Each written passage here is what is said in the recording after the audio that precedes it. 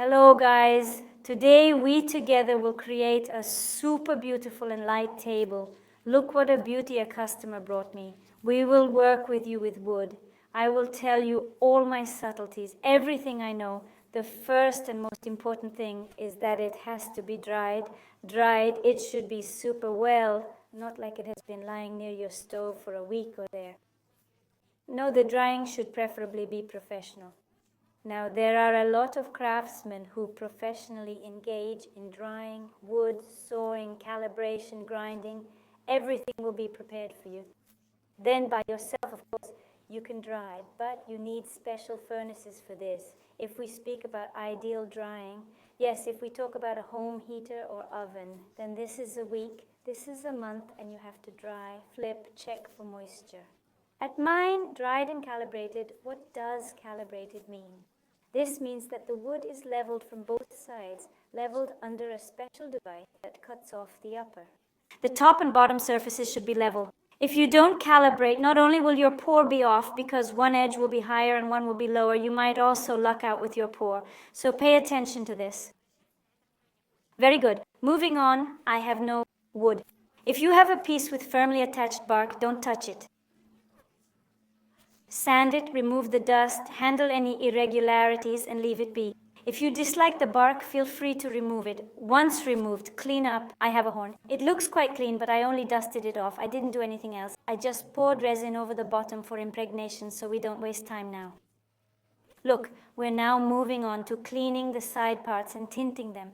If you don't want to tint the side parts, well, tinting them can look good or bad. It looks nice with stained glass items when illuminated. That is, we tinted the end, the internal end, if you have it. Yes, all our fillings should be transparent like stained glass. If it's dense, then there's no point in tinting.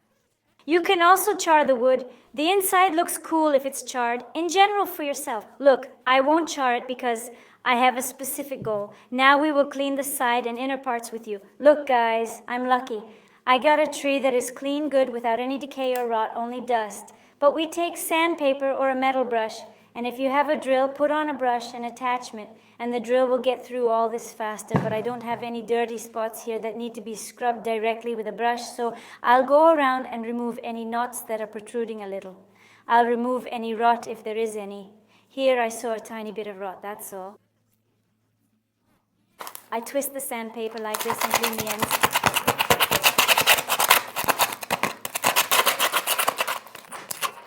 There's no need to touch anything as it was sewn. Sawed off, well, unless you don't like something about it. Now guys, there are also coarse brushes in the hardware store. Coarse fiber with them.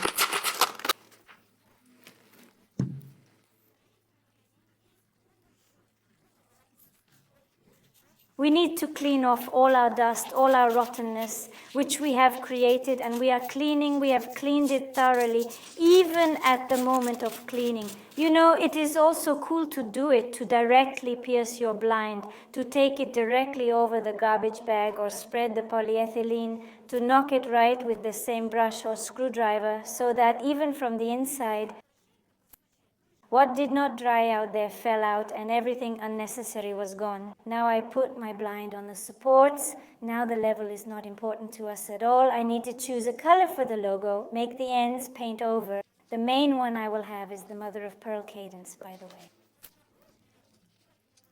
I recommend it for artists who work with pouring.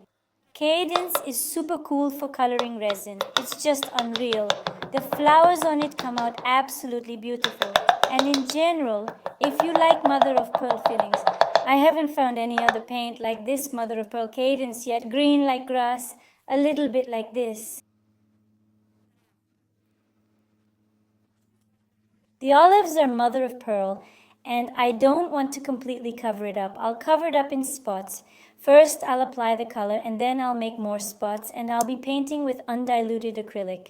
I don't need to dilute the acrylic. I want the color to be thick, saturated. That's generally a win. If you're watching this, your logo is turning out absolutely perfect. Now I'll mix all the color well. Apply it carefully, don't go over the edge, because then you'll have to clean it all off. Take a wide, flat paintbrush. Where there are indents, yes, it will look nice, but don't go straight onto the canvas. Apply it well, guys.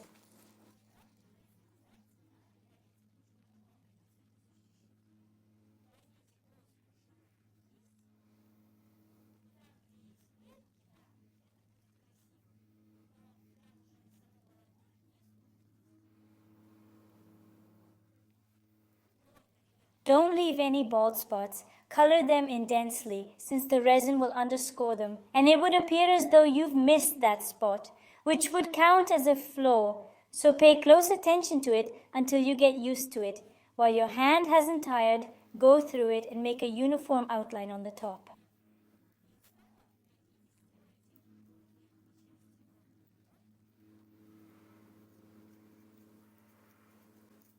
Take a brush that you don't mind ruining, because you'll be going straight into the bald spots, into these holes, kneading it over the entire part at once. That's what I did on the outside. Then I'll do the inside as well to ensure you don't miss the shade if you have a particularly complex color.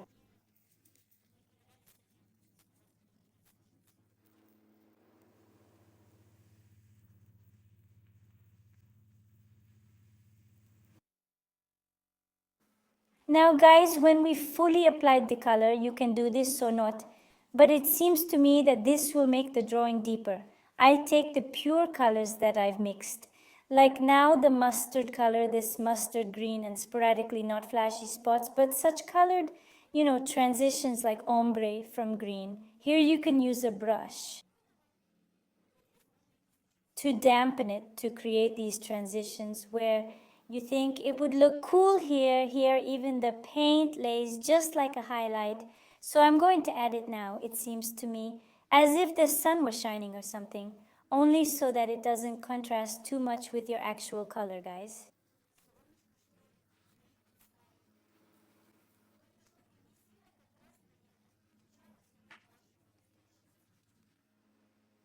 That's it, done. Let it dry. Guys, so the paint has dried. Now check carefully. Grab a stool right here. Stand at a height. Check how well the surface is cleaned, how clearly the edges aren't smeared anywhere. I have a smudge here. I'll go over the edges. I'll take 150 grit sandpaper, just coarse enough if you have a sander. You can sand the irregularities with a grinding machine that has a grain of 280 or 320. Sand the acrylic areas that are raised, if there are on both sides, on the front and the back. Now with a napkin, alcohol or solvent with acetone, clean it and wipe it off. If there are any significant holes, you can blow them out with a hairdryer. To remove all the excess dust, let's now move on to the first layer. Pay attention to this point if you are not going to fully cover your surface with resin, but instead polish or grind or cover it with matte varnish, then you'll need to prime the cracks. Primer the cracks with resin. That is, you now mix medium or liquid resin, preferably liquid. It penetrates well and protonates and can saturate the wood.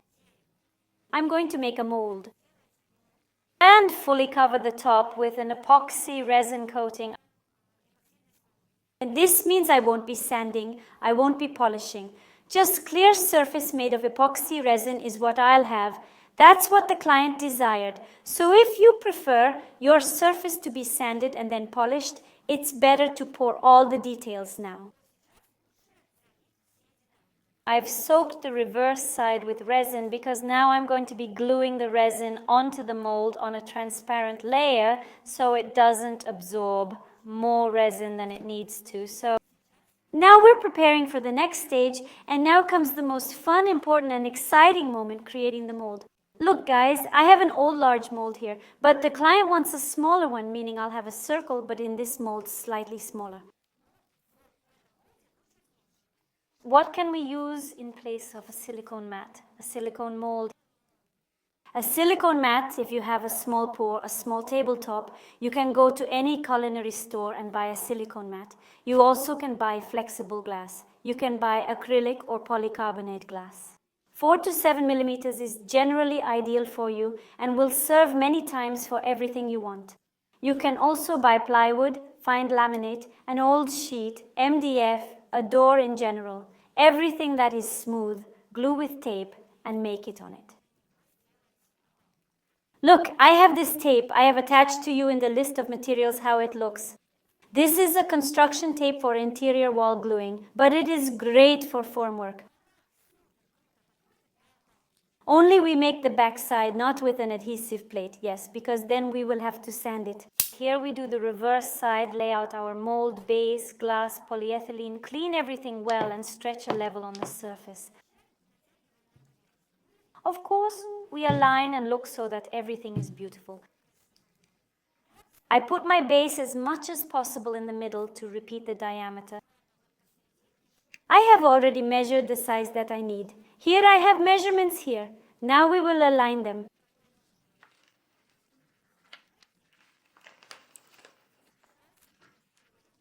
Look, since I have silicone mold, I'll address it with sealant straight away. If you've got org, glass, polyethylene, everything I listed earlier, you can use a hot glue gun and then go over it with a silicone sealant. The main thing is to draw a level.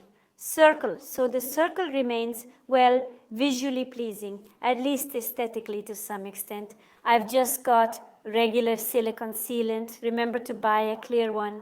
Or there's a really good type that's clear and doesn't smell. It peels off well from molds, it peels off well from foams. You might also need tape. I've got standard white construction tape that I bought from a store. It certainly smells, but it's fine, guys, so your line is even. The main thing is to buy a transparent one. There's a really cool transparent version. It doesn't stink, it comes away well from the molds, it comes away well from the formwork. You might still need it. I have a white construction one. I bought a regular one in the store. It certainly smells, but that's okay. Guys, for an even contour, your rim, glue it with a hot gun. Likewise, the rim can be made of flexible glass, really cool, or thin plexiglass, and all these elements will last you a long time. Now I've cut a little thicker on the silicone spout to glue it well with sealant.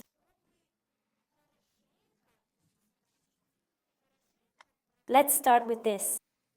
You need to press down on our contour so that it adheres and bonds in the first layer with the silicone sealant, real thick, really thick.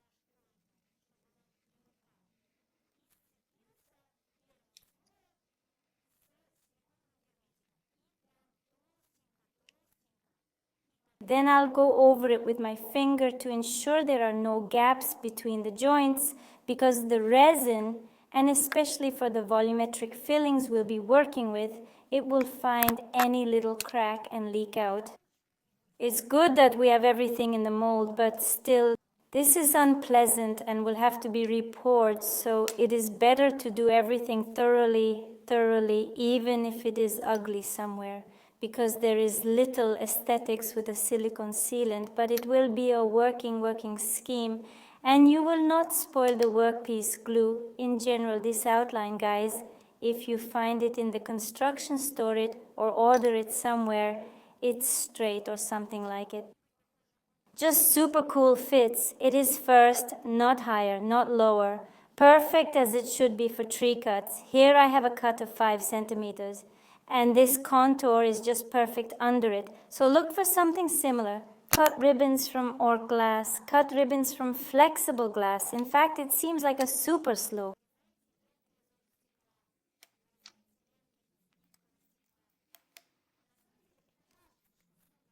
Create such countertops, but if the process is broken down into understandable actions, explained step by step, then that's it. As if logical. And how many girls now, small, fragile, skinny, make countertops, make money on it? Everything is going well for them, generally speaking, and this is such a very interesting moment. And essentially, you're not obligated to do all the grunt work, as my husband says. You can find it specifically educated people, because I truly had a lot of craftsmen, carpenters turning to me who there had a problem with finding clients, and we complemented each other beautifully. I created the product and they did the grunt work, and they enjoyed the content, and I was content, didn't need to grind. But now I am in such a stage, I want to grind by myself, I want to cut it myself, so I'm showing you right now the whole process, how I do it myself instead of someone else, and essentially you can seek support from a master craftsman as well and create content together. Now look, on the back side we take transparent, we take a wet napkin and lose it well. Where are the places where the sealant has drained? Check again. Until the sealant sets, check if we did everything evenly, adjust the mold if needed, remove the release agent. The next stage is resin. I will remove it. If there is any speck of dust somewhere, take tape and clean it. Remove everything so that there is no dirt. Try to do everything cleanly, because then there will be fewer steps that need to be removed.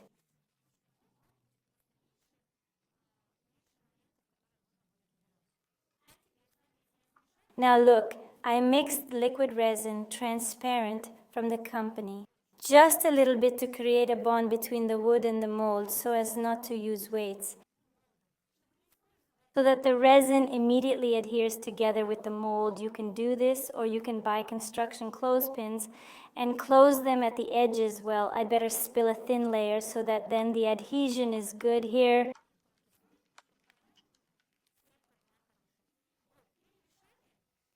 I pour a thin puddle in the middle, literally 1.5 millimeters along the edges, like this.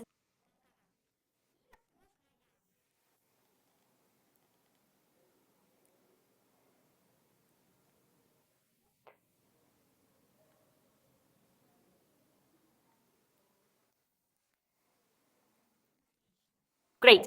I leave everything to polymerize as it solidifies. I will fill my mold. Guys, now the most important thing, how to calculate the volume. Here we have the cast, we have the mold, we have our basic shape. How do we calculate how much resin is needed here?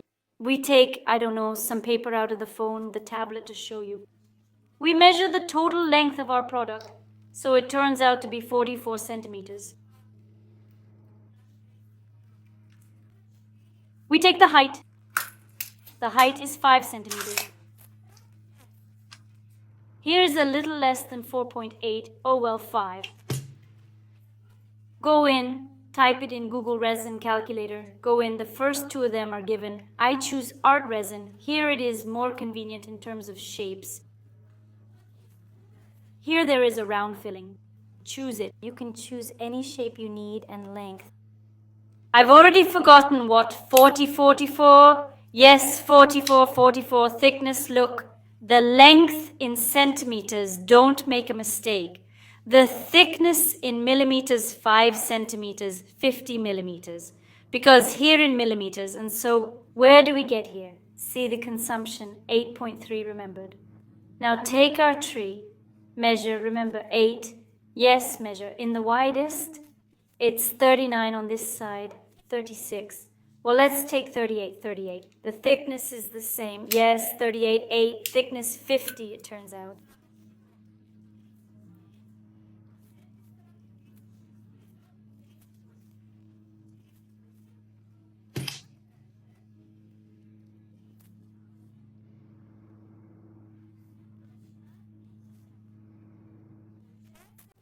Got it? We take the total volume of our mold, calculate how many liters go into it, then we calculate it. If you have a solid piece of wood but no middle, then of course you only subtract it. Here we get the consumption of our resin. Now for the best part, mixing the resin. And so my favorite is dyeing and pouring, guys. Just like 2 to 2.4, there are resins for volumetric fillings. Casting resins are artistic.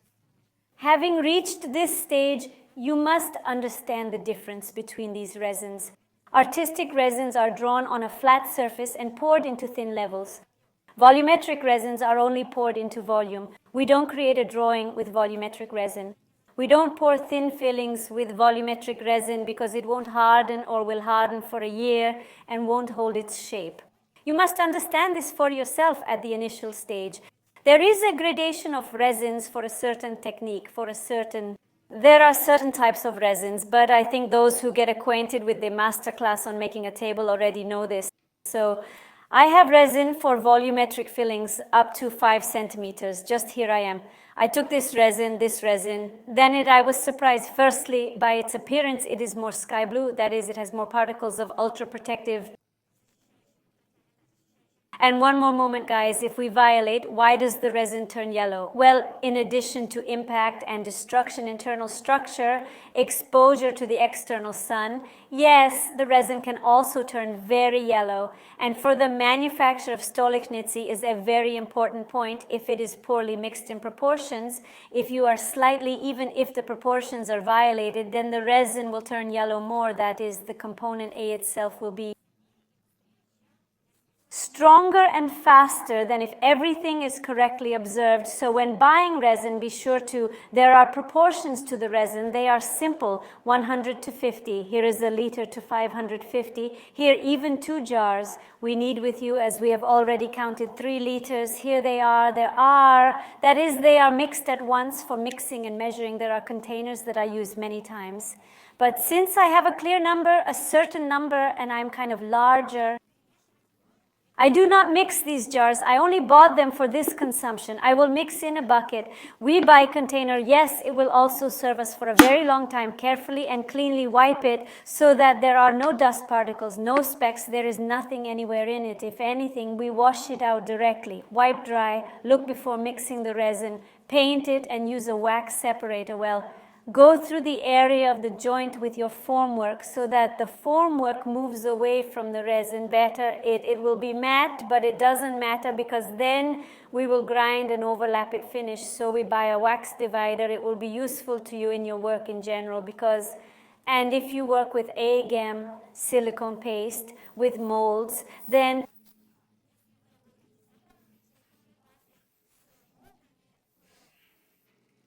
before making silicone mold with IGAM silicone paste, you need to sprinkle with a wax separator. Otherwise, the paste will stick. So mix. This is my favorite pastime in general. Pour liters of resin.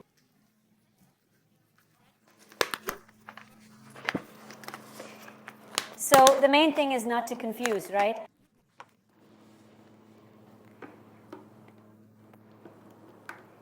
I immediately mix all the components, and it's a pity the bucket is opaque, and you don't see how much it's so crystal sky white. In general, I'll tell you a secret. I've tried a lot of resins before for volumetric fills, and on none of them the pattern was obtained on any of them. But for the sake of experiment, I took this resin and poured it.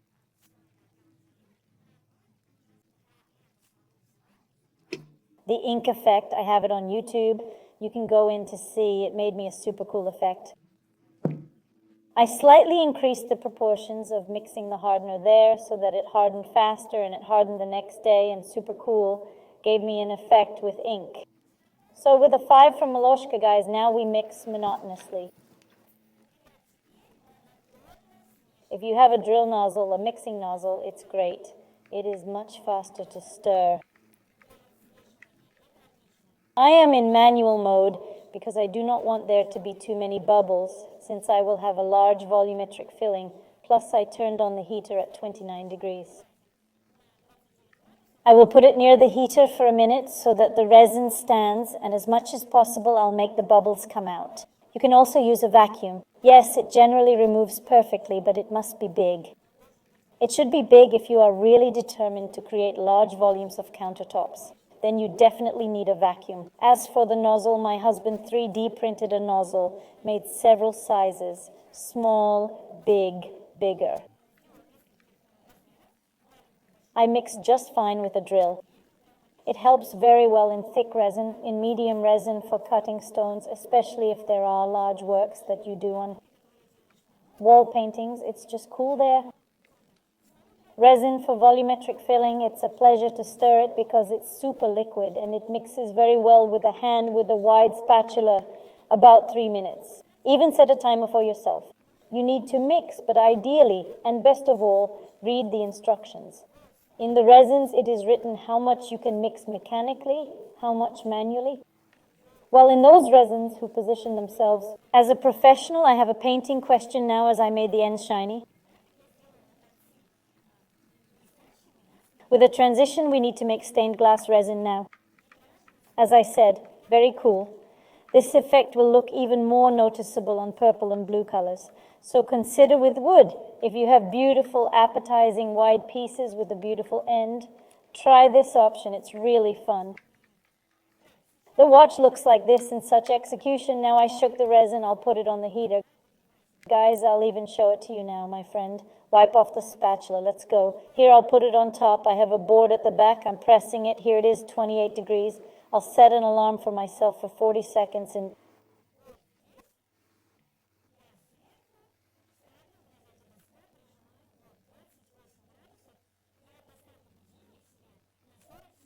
in 40 seconds, we'll see how it will warm up. I use it for volumetric fillings. It's clear that it won't boil, but if you are heating the art resin in such a way, do not heat it for more than 50 seconds, because your resin may boil. Here guys, look, compare the previous one. Now that we've put down the bucket and can see the bottom, the bubbles are gone. Let's get to painting. Come on, let's paint. Let's get started. I have some malachite here. I need a sort of warm green. Try it out, guys. Drop by drop, literally. No, don't pour a ton of drops all at once. 1, 2, there are 2 drops. It would seem that it's nothing much, but give it a try, how the pigment will mix, how the resin colored with this pigment will behave. You don't need to do it quickly. A lot. There's a sort of light green. Let's try another green, all right? I've also got some ink here. I'll try it with the ink again. I poured it into a clear container so that I can see exactly how I'm mixing, what color is on.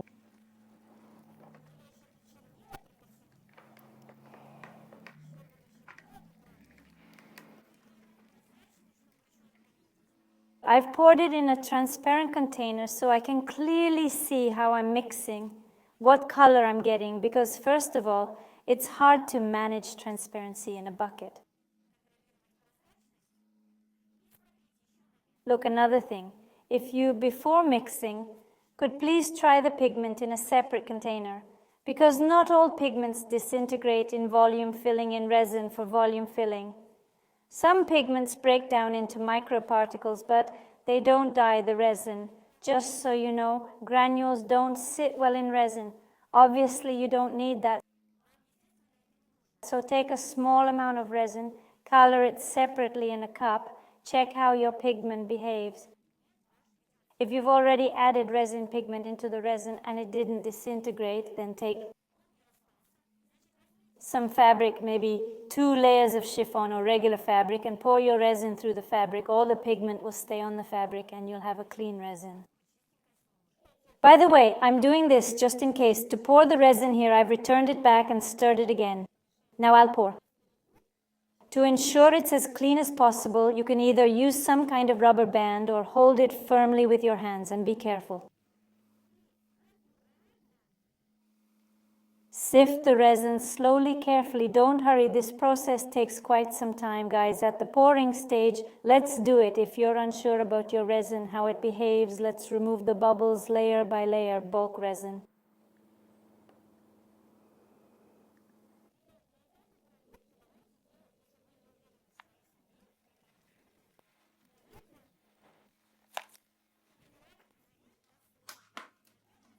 It, of course, takes so long to set, up to 5 days, because during this time it releases all the bubbles. That is, all the bubbles rise to the surface.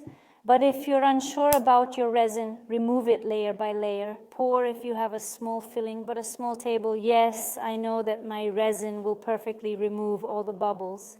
But to show you and tell you, I had to do that. So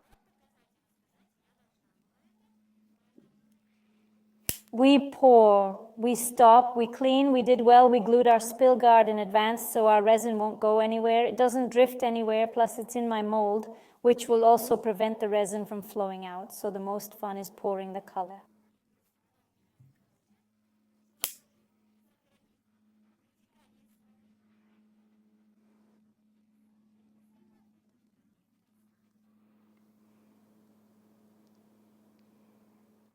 Of course, I won't add to full volume.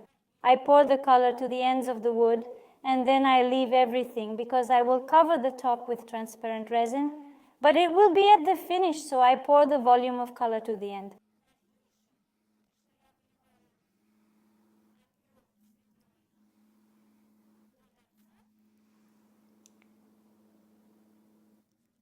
Look, first of all, look how we clearly calculated the consumption of our resin. Did you appreciate that? Secondly, look how cool the bubbles come out. Everything is already here on the surface. And make sure your colored resin does not get on the wood. There is nothing wrong with this, but you'll simply have to sand this color, which gets on the wood and ruins your wood. Well, that's it. Leave it to harden. Then I'll pour more transparent resin, demold everything, sanding and finishing. Guys, look, a day has passed, a day has passed. As my colored resin hardens, it still leaves traces and it will continue to harden for another day. But I mixed the liquid artistic resin to smear my blind. I can already see the start. I want to draw your attention once more that any blind, in order to avoid bubbles, to avoid crackling, to avoid all shortcomings, that the friendship between a slab and a tree can afford, and between resin and a slab, you must always impregnate the slabs. I did mine, as you remember in the start. I soaked it only from the back side and partly on the end, ideally, and then because it has few cracks, there are.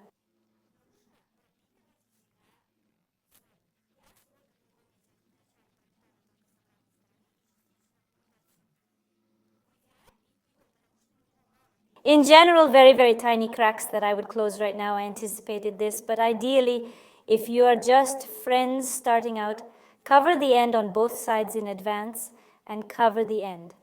This will generally allow you to apply paint even softer and better if you want it to be so colorful, which is why I'm applying my liquid resin now. Why liquid and not for bulk fills? Because it will harden faster. In 4 hours, I can already cover the full volume with clear resin. Also, it's here now that you need to decide for yourself what kind of future you want for your slab. Do you want to sand and polish the wood for oil, for example, and polish the resin? Or do you want to cover it with a finish by applying the epoxy resin or some kind of varnish? I'm going to overlap and cover everything to the volume of resin. I will have the full volume. I'm going to pour and cover it with resin. If you want to do it under varnish or sand under oil, then in principle you don't need any extra layer. You can already remove it, and I'll explain later about sanding, how we work with the grain theoretically. Read in general, as it were, if you want to bring the rough work closer, that is, this is the next stage.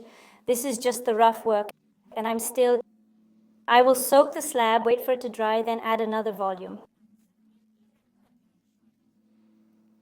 So guys, finishing straight now, I mixed some resins, got about 600 grams to fill up my volume, fill up this distance, just a few millimeters.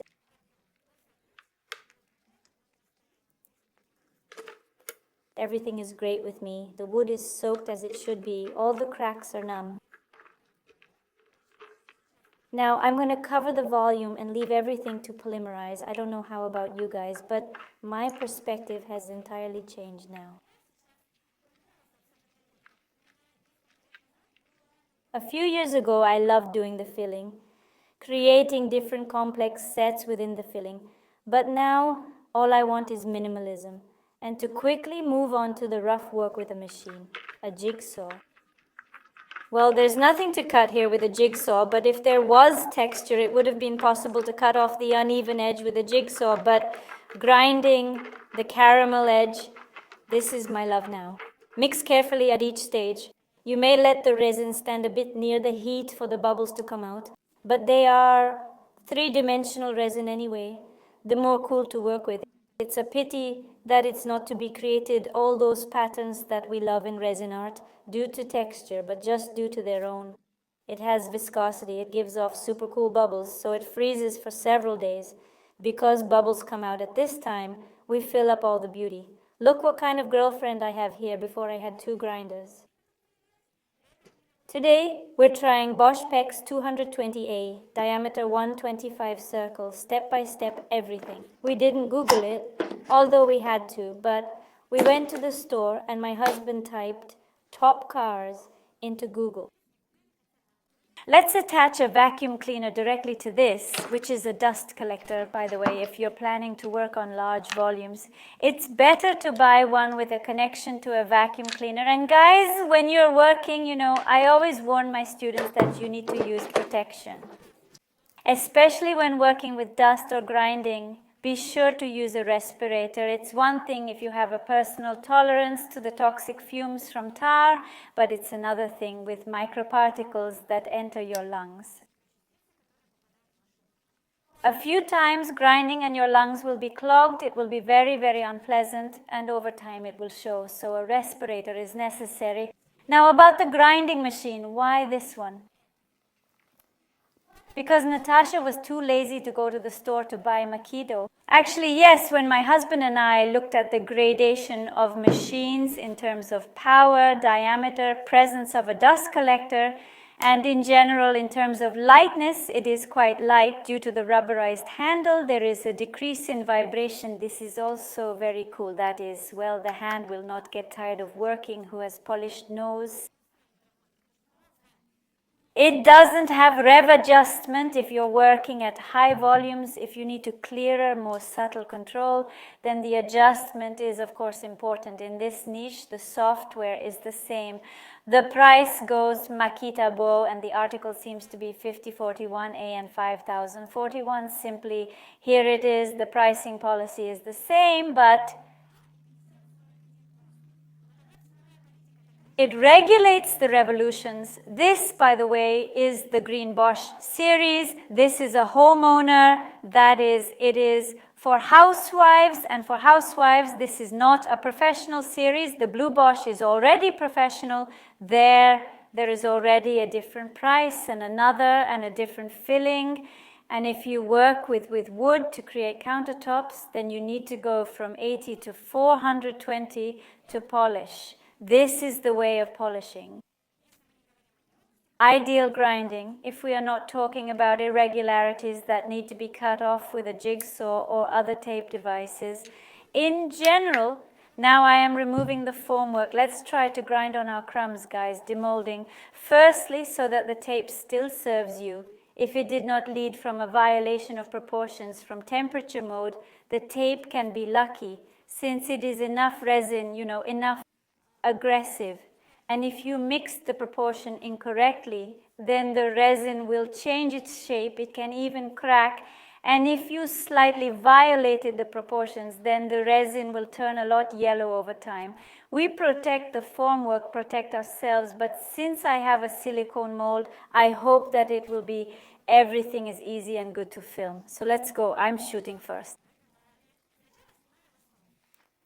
The base, well, the mold will still serve us for a long time, guys. Look, everything has been removed from the mold perfectly. Everything is smooth. Everything is fine. Now we are removing the side formwork.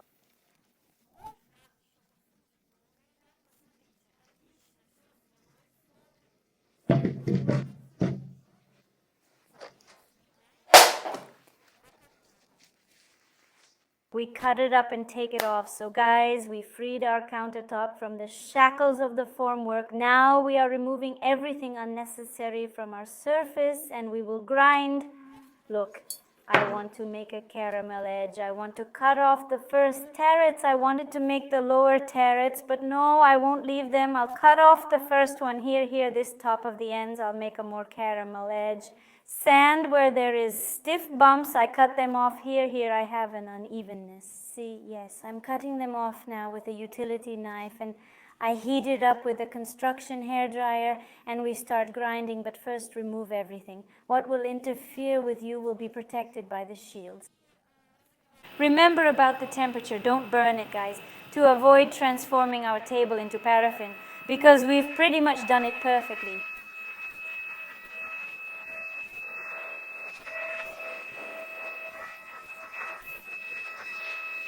A layer was obtained, pouring was achieved. The formwork perfectly held its shape with the exception of this bend, but it comes with the territory. We should have approached this issue with even more care. Make it more precise. There's nothing to worry about. We're about to cut all of this off. See, I'm warming it up somewhere around 15 to 20 centimeters, tying up this edge bit by bit.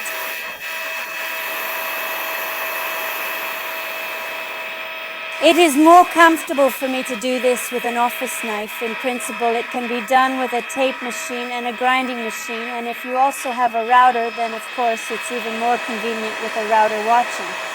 Maintaining parallel with the lower sides along the lower side walls. If there are pieces of formwork, cut them off.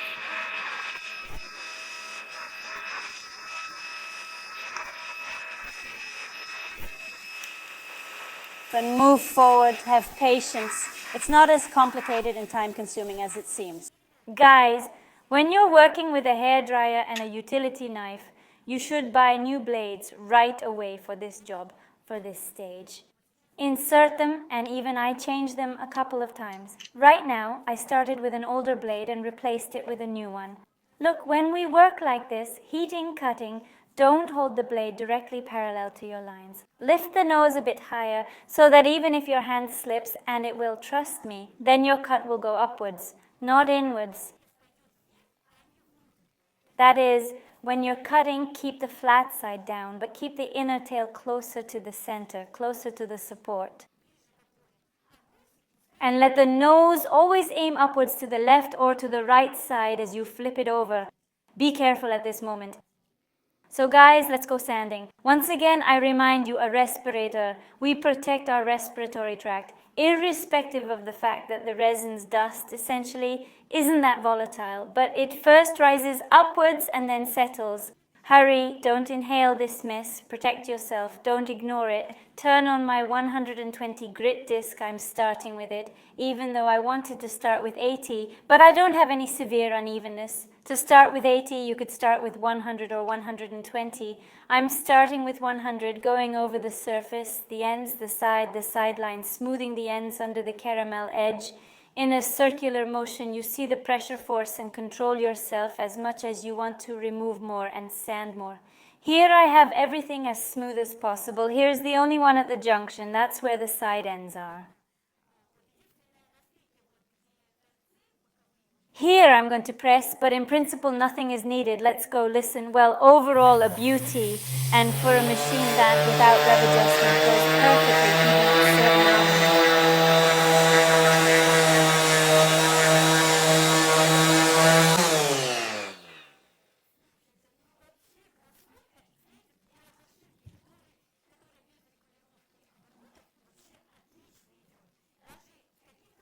It's a bit fast, but then you grab the control, you cope. So for beginners, for those who are just getting acquainted with the machine, this is the best.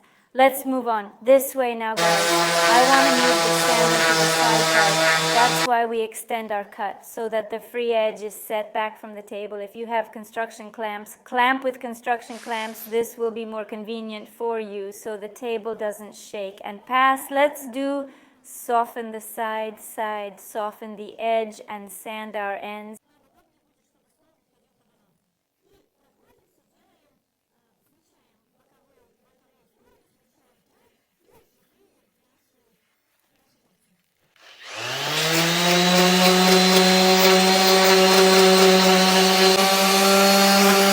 Look, I walked.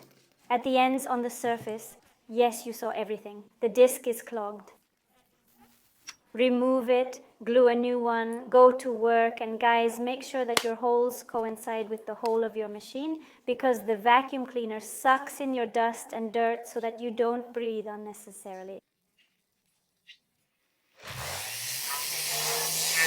Guys, now let's move on to a larger grit. Yes, we had 120. So now we're taking 180, and look at this. We clean it from dust very well before each transition with an alcohol wipe, but not overly damp, not directly, you understand, not to soak it directly. We wait for it to dry. Wipe well at the ends on the back side, clear the table, pick up from the floor everything that fell, and switch the disc. We continue following the same scheme. Remember, our discs match up with our holes.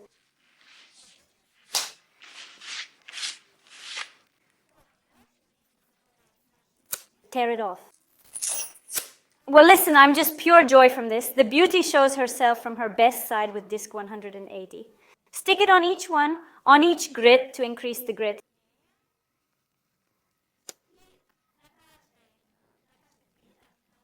That is 120. I took 2 discs. Okay? I think it'll take more for 180 because here the granularity is less and you'll need to work more meticulously. That is to say, for each grit, from 2 up to 5 discs may be used. It all depends on your volume. All depends on how warped or how poorly or well it was poured into your mold.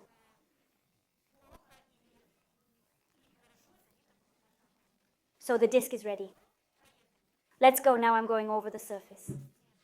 On the front surface, I haven't even touched the back surface yet and haven't moved to it. So it's not because I'm not showing it there. No, I haven't even touched it yet because the back surface will be the very last one. Since I'm now sanding under the caramel edge, I will overlap the back surface. In any case, I will be dirty. I'll grind it a little. I'll just remove the really strong bumps, but then I'll cover it anyway. So let's move on to the front side and also everything with a disc.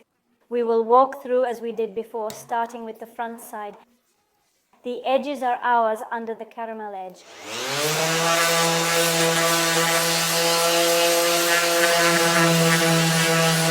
We shift our tabletop, release our edge, and polish it so that you have free access to the machine on the edge.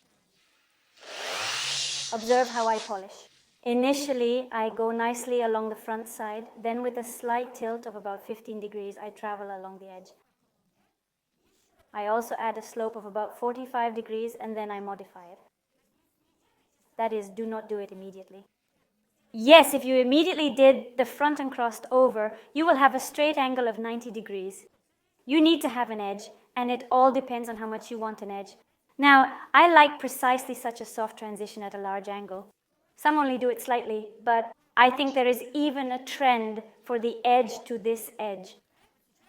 It's now more so, more gentle, more softly descending. I still need to remove it, and I'm doing it. So guys, let's get to this.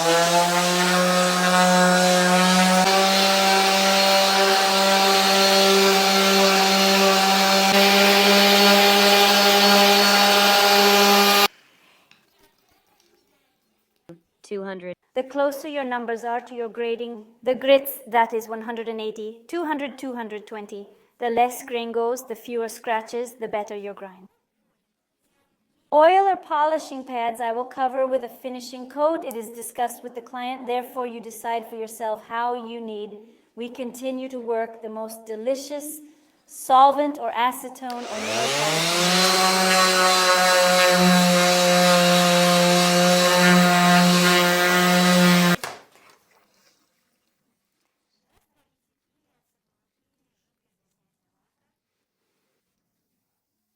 This is my favorite, and we remove dust, guys, before finishing. Wet cleaning is mandatory. It must be warm in the room. 24, 28 degrees, the warmer, the better. But you must remember, the warmer, the faster the resin polymerizes. For me,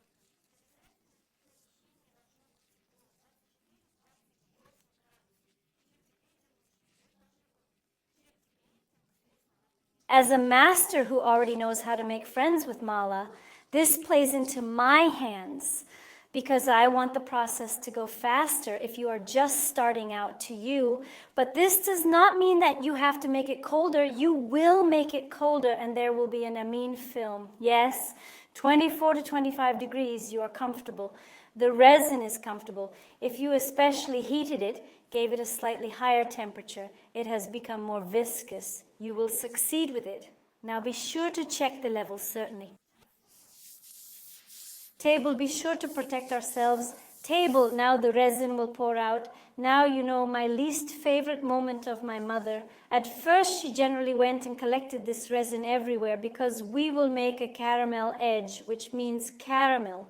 We cover our resin like a blanket over the entire surface of our table. Why I did not do the reverse side, we will also make it the finish. But there is not caramel, but a purely end-to-end finish, because the drops will drip. I will then peel them off and reblock them. Always stir your resin in a transparent cup so that you know and see that there are no cobwebs, snots, mother of pearl threads, that you have resin is homogeneously mixed, because these mother of pearl threads are micro impurities which will lead to rupture your coating. We don't need it. So now When we know that we have a level, everything is fine, he is fine, we keep him close burner and spill the first layer, not thick bun, the first layer to see how resin behaves, let it spread, take a burner, remove bubbles, thick resin, it is not so good.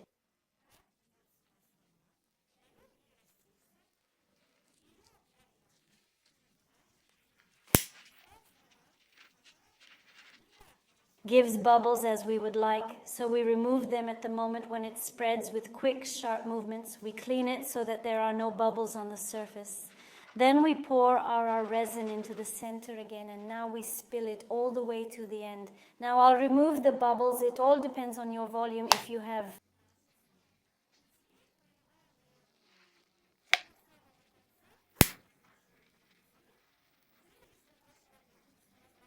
table, then it is better to remove the bubbles several times. So you soften the resin, which is already hot tea, and remove it again. And now on the surface with a spatula, without scratching in any case, carefully ironing, gently, attentively, bring to our ends and let the resin drain. If it hasn't started to drain anymore, let it drain. Just rake in here.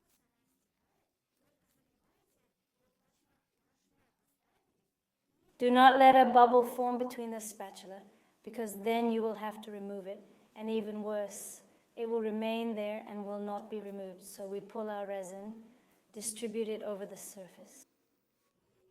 This is why we can't skimp, because the resin needs to cover our edge, flowing by itself in a thick, plush layer. We shouldn't pull at it. You know, like tights on our legs, it should encircle our edge on its own. That's why we make it artificially polymerize faster. So we don't skimp to have enough resin laid down like a cozy blanket and carefully stretched out.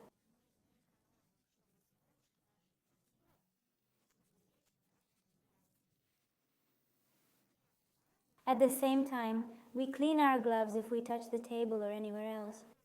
So there's no dust on your gloves, because extra dust would be another finish added, and we don't want another layer of finish.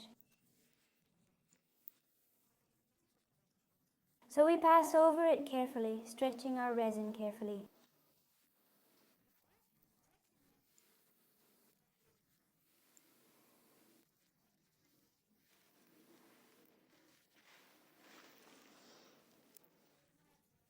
Look at the angle straight ahead. See if everything is laying well everywhere.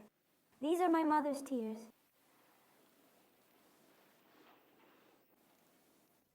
This is how evenly your edge should drain, and evenly the excess resin that is needed, it will disappear. But look at the resin already. It is already polymerizing very quickly. It will stop soon. We don't remove the bubbles, guys. The bubbles are still on the surface. Let them be. It's just that if we heat up our resin now, remove the bubbles, then it will go down even more. We will have bald spots. So while we're walking around enjoying ourselves, look at what an edge. Just unbelievable, guys. If you see a hole with dust somewhere, right?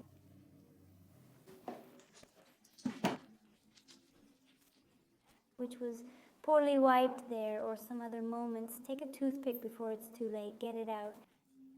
Now look, it's been 10 minutes right now, with a bar burner, a small burner, a bar burner with quick movements leaning over. I look at an angle to remove the bubbles, and I go through and remove the bubbles like this, you know, in strips of 5.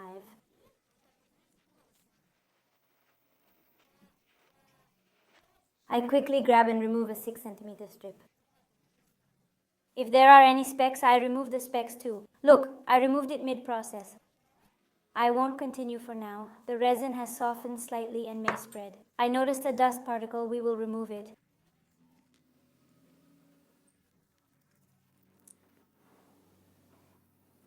Then, in about 3 minutes, I will go over the edge, removing any bubbles. That is, we don't need to do it right away because we have softened the resin here. Then we moved on. We will soften it at the edge. And there are bubbles there too. It can then cause props, so we don't need to do it yet until after 3 to 5 minutes. Take a look at the condition of the resin. Mine is no longer dripping. It has turned into a caramel consistency, nicely spread. I'll now shoot the shots for you. I'll show you how stunningly beautiful it is from the other side. There are some more irregularities and bumps, but I'll sand it all off, not tomorrow, but in 3 days. I misspoke earlier. I'll let the finish settle entirely, giving it the full polymerization time, not the time stated in the instructions. Instructions usually say it sets in 24 hours, and other sources might say 8 hours, 9, 12 hours, etc. We then let the resin not only harden but also settle. That's the full polymerization time. For some resins, it's up to 96 hours. You need to ask the manufacturers. I generally give it 3, sometimes even 5 days, just to be on the safe side so that the resin doesn't give me any unexpected outcomes. No impressions because I'll be sanding it. Yes, I'll turn it over, and if the resin hasn't hardened, it'll leave marks, leave some kind of impressions. No impressions on my table. So I let it harden. And guys, the secret to a great finish is to make the product and leave. Everything we do, all our motion, all our life in the studio, everything will be reflected in the finish. I don't use any hubcaps because no matter how much I use them, I have more harm on the product than if I just clean it with water. The finish has polymerized and is thickening, and I'm leaving. I'm done now. I don't know, can't see. I've turned off the studio and I'm walking away, leaving it to polymerize.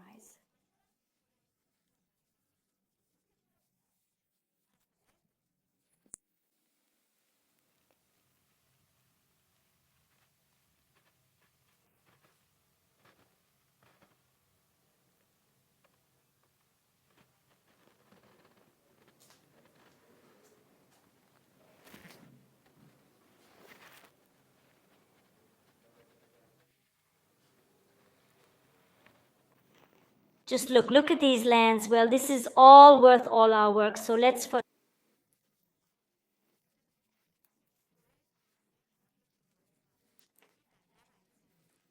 the machine and we will work. And I hope you clean the vacuum cleaner, or if you have a connected vacuum cleaner, then you have seen how much is left in the machines. Put on a respirator and start working.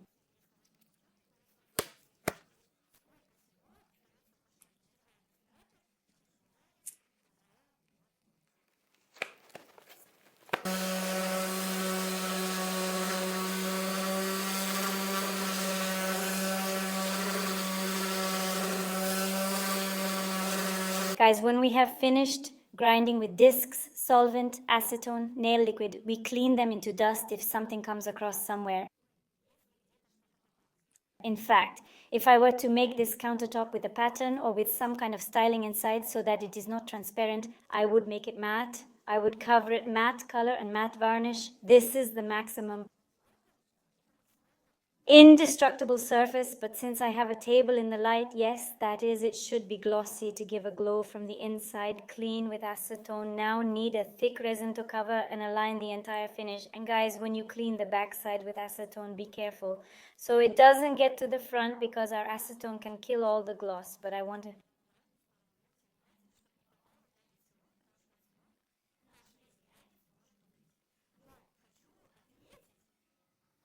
And I want to note the finish with the thick deluxe, just how much I haven't messed with the resin now, no matter how much I do so far, not a single scratch. Well, that is, the client will also use it well.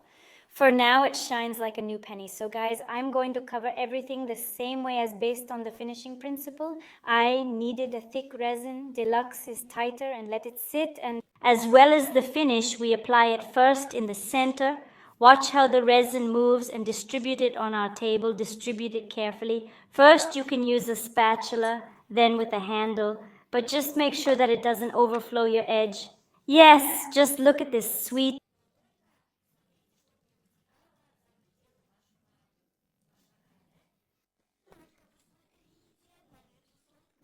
Caramel, the client has not yet decided on the legs, though initially she wanted a forged underframe and we had to screw it on, but for now, only such a frame exists.